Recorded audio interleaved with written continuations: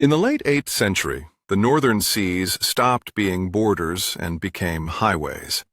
Across the cold, tidal waters of the North Atlantic and the Baltic, Scandinavian mariners began to appear with unsettling speed, sometimes as raiders, sometimes as merchants, sometimes as settlers looking for land, status, and opportunity.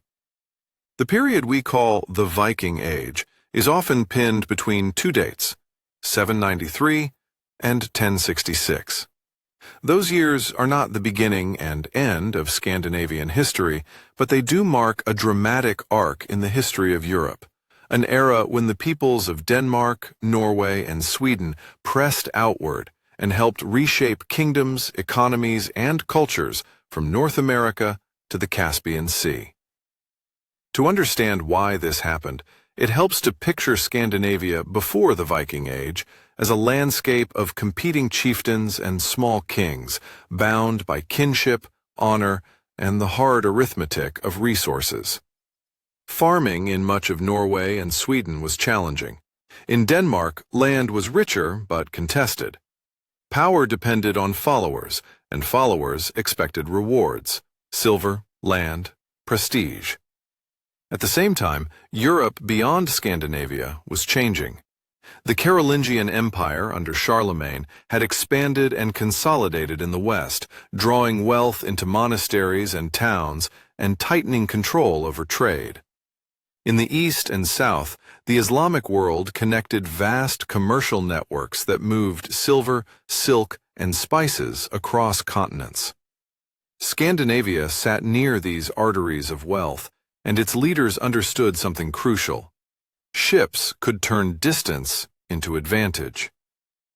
The technological heart of the Viking Age was the clinker-built ship, overlapping planks fastened to a flexible frame, light enough to haul over land and strong enough to cross open ocean.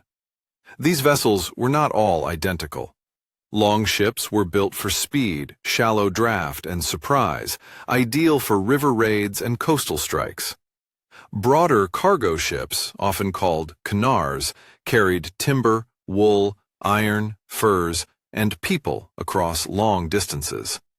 Navigation relied on experience, reading swells, seabirds, cloud patterns, and coastal landmarks, and on an intimate knowledge of seasonal winds. This maritime expertise did not appear overnight in 793. Scandinavians had been sailing, trading, and fighting for centuries. What changed was the scale, the frequency, and the political consequences. The year 793 is remembered because of a shock that echoed through Christian Europe: the attack on the monastery of Lindisfarne off the coast of Northumbria. Monasteries were not only religious centers, they were repositories of portable wealth, gold, silver, fine textiles, and they were often poorly defended. The raid struck a nerve because it violated a sacred space and because it revealed how exposed the coasts were. Yet it would be a mistake to treat Lindisfarne as the first Viking action. Archaeology and earlier texts suggest Scandinavian raiders and traders had already been active around the North Sea. Lindisfarne became a symbol, a story that captured a widening reality. In the decades that followed, raids multiplied along the British and Irish coasts and into the Frankish realms. The pattern often began with seasonal strikes, quick landings, looting, withdrawal before local forces could respond. Over time, tactics evolved. Vikings learned the political geography of their targets, where rival kings feuded, where defenses were weak, where rivers offered access deep inland. The Seine, the Loire, and other waterways became routes into the heart of Francia. Paris itself endured sieges, and Frankish rulers sometimes paid tribute, what later sources call Danegeld, to buy peace, a strategy that could invite further demands. Across the Irish Sea, Vikings founded long-term bases that grew into towns. Dublin began as a Viking settlement and became a major hub of trade and slaving, linking Ireland to a wider network that stretched to Scandinavia and beyond.